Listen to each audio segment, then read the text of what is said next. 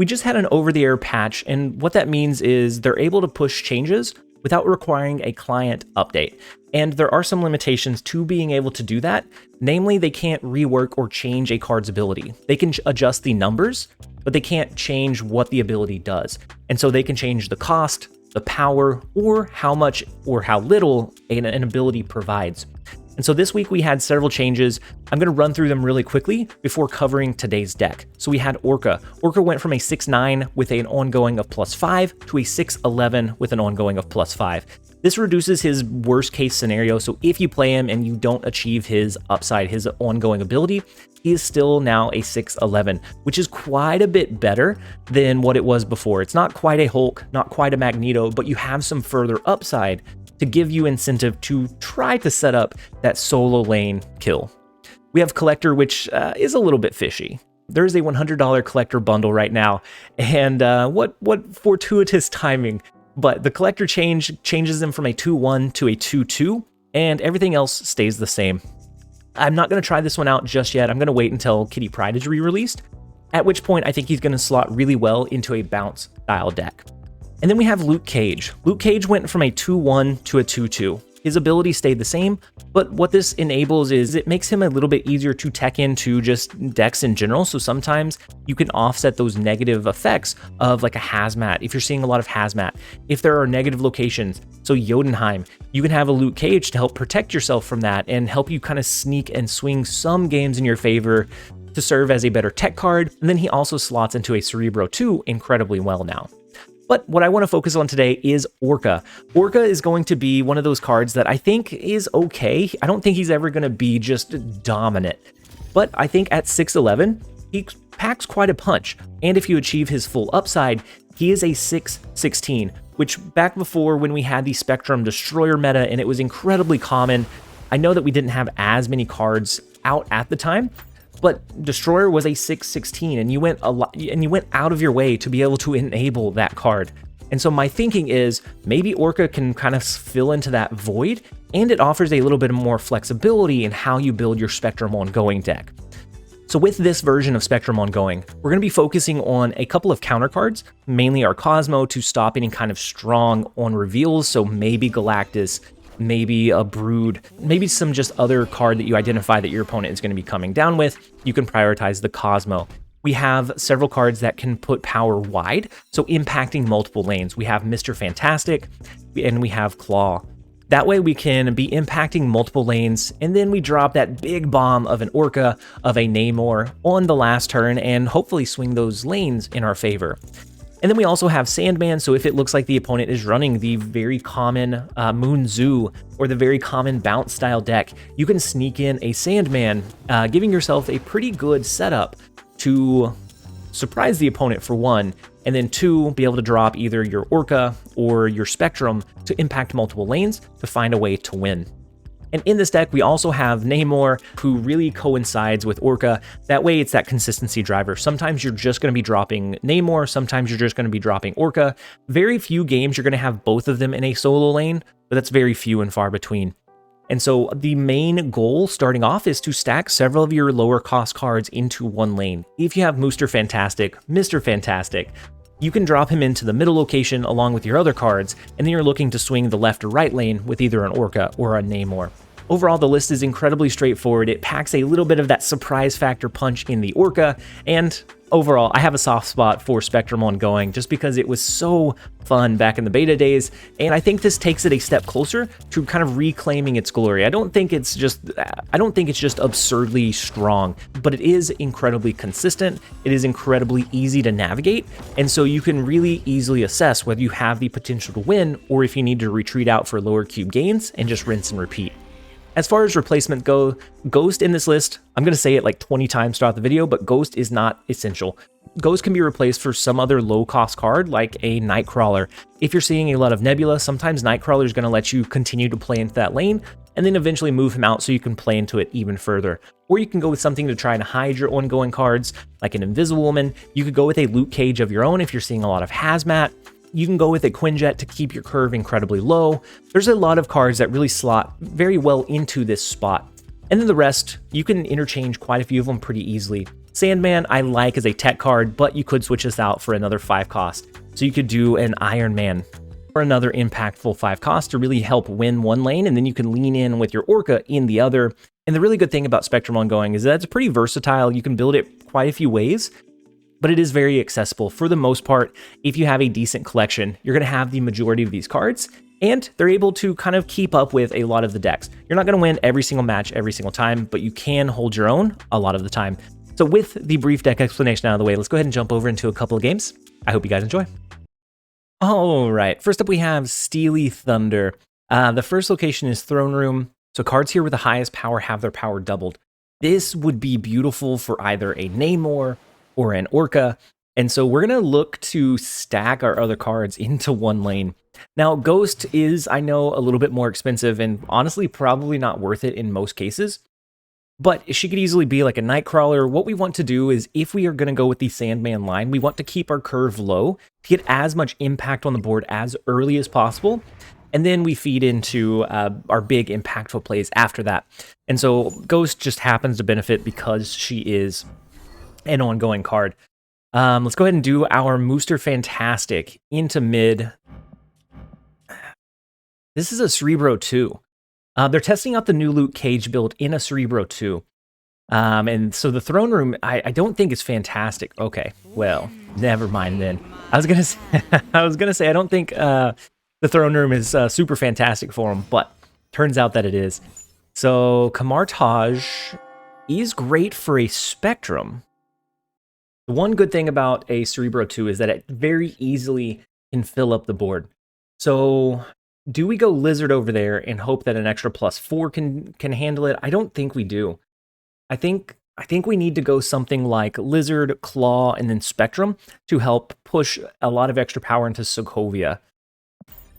Is my thinking, my initial thinking. Ooh, they do an Invisible Woman. So they're trying to hide their Cerebro behind the Invisible Woman. We know what kind of deck they're running. They do use Daredevil to the left. Let's go Claw, and then I guess I think our original play is going to be best. We go Claw and then Spectrum. Now, we have a couple of tech choices in this deck, so namely the Cosmo to try to stop some bigger or more impactful plays, some Enchantress plays, or sometimes even Galactus. That's going to be our biggest defense against Galactus. Luckily, I don't see very much Galactus. It's enough where I can reasonably retreat and be fine. Okay, so the Luke Cage here, they are testing out the new Luke Cage with the Cerebro build. We're testing out the new Orka, but this was not a game where we wanted to use turn 6 for the Orka play, especially with Camartage. If it wasn't for Camartage, maybe that would look a little bit different. Maybe we would have played Lizard into mid. I'm guessing they didn't draw Cerebro. That doesn't make for a good video. All right, next up we have Goshu. The first location is the Fisk Tower. I'm torn because we typically want to keep at least one lane open, and so doing Ant-Man early is sometimes I'm tempted to play it into mid, especially when I have Mr. Fantastic or Mooster Fantastic that I'm already looking at. So Hell's Kitchen allows us to draw Ghost, which is, I mean, it's a Ghost. It's only in here. The only reason it's in here is because it's ongoing. It's cheap to keep our curve low, so that we can kind of be putting power on the board early game, and it gets buffed up by Spectrum if we go that path. So they did a Sunspot and Soak. Let's go Mooster Fantastic. We don't have Orka and we don't have Spectrum in our hand, so they could be going a Sandman deck. Is this the return of Sandman? If so, I mean, Namor he's an 11 power 4 cost. When he's solo in a lane, especially if he's supported by things like Mooster Fantastic and Claw, we can get some pretty solid value there. Now, they haven't ramped, so they can't do a Sandman. They can't do very much. So we know that this is always a backup play for us if we want to go that path. Let's play our Cosmo into mid. I'm gonna do Ghost into the left lane, and then we'll go from there. Maybe they try to drop like an Electro here to ramp up. A Jubilee is huge. That is gonna be a snap, guys.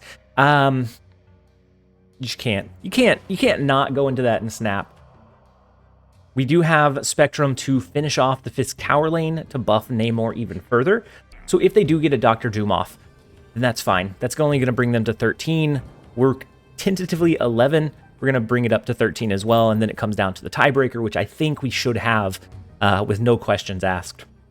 All right, so they play in the left lane. Ooh, Magneto just destroys our Cosmo. All right, that's rude, but I get it. I understand, good sir. So, no, well, that's tough. Because now they do a Doctor Doom, right? They do a Doctor Doom in any of the lanes. Doesn't matter which one. That's going to be 5, 5, and 5. Oh, just kidding. That only brings this lane to 12. I don't know what I was thinking. And Mooster Fantastic buffs it up even further. We're okay. We should be fine. Let's go with the Spectrum Lock in the left lane to help us swing this location in our favor. Actually, the Doctor Doom may not be great because it may win them the Fisk Tower lane. Oh no. Okay, Daredevil's fine. It's an unfortunate Jubilee pull there. We will take it. Had they gotten the Doctor Doom off, then they would have soaked by 1 because of Titan. And so it would have been 22 here. We would have won by 3 here. It would have only been 6, so 2. I think we may have won the tiebreaker. It would have been close, but we still had a shot. I don't know. Let's go. We're going to take the 4. Let's jump over into the next one. All right. Next up, we have left side. We have the strong side. The first location is Central Park, which is awful for Orka, honestly. It's just terrible. Iceman hits our Colossus. It only had 2 choices because it can't hit either Spectrum or Orka. Oh no. And the fact that this lane is, or the board is relatively clogged already is awful. That means our Lizard is going to be like a 2-1. We have Lizard in this deck to support the Sandman play. And so if we can get Lizard out and we get Sandman and we can restrict them from being able to really clog the board, then we get a lot more upside from it being a 2-5. But a 2-1 and then with a Spectrum buff, a 2-3 is abysmal. Let's go ahead and go with the Mooster Fantastic. That's our favorite play, just so that we can pronounce it as Mooster Fantastic. And we'll go from there. We're going to go from there. They do a Sunspot and they soak. And if we can win this time around, that's great. But I don't know that we do. I think we go with Cosmo. We always have the ability to sneak in a Claw here to put extra power into this lane. Or maybe we do something like a Claw here. No. We're going to cap out this location with Cosmo. That will let us draw additional cards. We'll see. We'll see. Maybe this is an... Oh. So the Enchantress was going to help out our Lizard, but we blocked it from helping our Lizard, unfortunately. Oh well. It is what it is. Let's go with the Claw. I think the Claw is going to be our best bet at getting that extra reach here, and then we can finish off the game with Spectrum to buff up these 3 even further. Yeah, maybe. It doesn't feel great. I don't think this is perfect. They skip and soak, so their Sunspot's fairly large. They can have a really cheap She-Hulk, as well as just a plethora of other resources. Now, Orka or Namor would have been fantastic in one of these 2 lanes that has been less played in. We're really competing for like this one and this one. They do have to put at least something in Sokovia to be able to win that one. So maybe we have a shot. With Mooster Fantastic reaching wide, with them not really playing into the other 2 lanes, maybe we have an okay shot here. Now, I assume that they're going to play something in Asgard. That is going to take away 4 of our power, which is very unfortunate. I don't know that we win that one, but maybe it would have been better to just do the raw power from Orka. Maybe they're worried about an Onslaught, potentially. An Onslaught into the Claw lane would be pretty impactful. Which, thinking of it, we could do something like Omega Red, Claw, and then Onslaught. Would be pretty fun. They do spread a lot across the board. We go to 19 power in Asgard. I'm curious if they... Ooh, and then the She-Hulk to the right. And then they soak in mid. That's only 17. If the... Oh, and the real Mysterio is to the left. And so we do hold down the middle location with the Spectrum bonus. It can sneak the game sometimes. Since it's not a popular meta deck anymore, sometimes that little Spectrum buff is enough to swing those games in your favor. We will take the 2 cubes. Let's go ahead and jump over into the next one. All right. Next up, we have KSM. First location is the Project Pegasus. So we can get some pretty solid resources on the board. We could either do both Colossus and Armor, but then that really hurts our curve. We don't really have much else we can do. I'm going to go ahead and focus on the Claw. We're going to play the Claw on turn 1. If they end up doing something like an Enchantress into that lane, so be it. This deck is also kind of weak to Super Scroll. I haven't been seeing very much Super Scroll, thankfully. And so we don't have to worry about that. With Enchantress having cropped up in popularity, the Super Scroll value seems to have dipped just a bit. We do get Sandman, so if they're looking to flood on the last turn, but seeing Black Panther, I don't think that's what they're planning on doing. I think this is more in line with like a Sandman deck that runs the Black Panther, the Arnhem Zola, to be able to go wide, and that's not great for us. We're gonna do Cosmo into the Black Panther lane. That way it is stuck. They can move cards, they can maneuver cards, that's fine, but they're not gonna be able to move the Black Panther. And so that is what we're aiming for. It is looking like a Sandman deck. We're okay with that. If they drop a Sandman here, we're okay. We're gonna go ahead and we're gonna do Ant-Man and Armor. I don't know exactly where I want to do Armor though. I guess we can do Armor here. And then we can always shift our cards from New York on the last turn to rearrange where they're at. So at least tentatively it helps us with initiative. It helps us gain that bonus from the Ant-Man. They have a White Tiger. So this looks like I don't know, maybe a miss or negative deck that missed, or maybe it's just a ramp deck that's using like Series 2 cards. Let's go with, it's either the Sandman or the Mooster Fantastic. I don't think they're going to play more than one card per turn, so I'm going to go with the Mooster Fantastic. We'll see. They have a pretty substantial advantage with an Odin play. So they do like an Ironheart or something, a Doctor Doom. Wow. With the ramp, they go Doctor Doom. Oh, they can go so wide with this deck. Devastating, devastating, devastating. So they're stuck here. 13 power here. They're not stuck here. They can move cards over, yeah. This would be 16 as is, but it would put a lot over here. Sometimes the best answer is going to be the easiest one. Now, is this the best answer? I don't know. But what we're going to do is we're going to leave everything as is. We're not going to move it around. Part of me does want to move some of this because their Nebula is going to get +2. But then it comes down to, are we moving Armor? We can't move Colossus or Ant-Man, but then we need to really commit to that lane. We're just going to do this. We're going to lock it in. I don't know that we have a good shot. They have the Odin to re-trigger Doctor Doom. They don't move anything out of the Project Pegasus lane, which is huge for us. We get the benefit here from doing the Spectrum. That is going to give us just a slight lead in the middle location, a slight lead in the left lane, and I'm glad that they didn't shift like a card out of this lane to get a little bit of extra reach into the Project Pegasus lane. Fantastic. We will take the slight win where we can. Let's go ahead and take it, jump over into the next one. All right, next up we have Demian DE. The first location is Asgard. So if we can play there, then we should be able to make sure we get like a Claw, a Namor, a Sandman, and Orka, depending on what is going to be the most beneficial for us. Let's start out with the Colossus play. I thought about doing Armor, but I don't know if it's going to protect any of their cards that we would otherwise want to be able to take care of. We do have Ghost, and I think this was every single game I've probably said this whenever we drew Ghost. Ghost is not required here. Ghost, the only upside it has is that it's a low-cost card, so I was able to do it in unison with the Armor. You could honestly do a Quinjet, not going to be as big or as good for you, but you could do it. They do an Electro, which is electrifyingly scary. They could be doing a Sandman. This could be a Sandman deck. Let's go with whatever we play is gonna, oh no. Anything we play is gonna have to be played into the Avengers compound next turn. Let's do this. We're gonna do Cosmo and Necrotia. We're gonna do Ant-Man, just in case they are a Galactus deck and they do something wild like I don't know.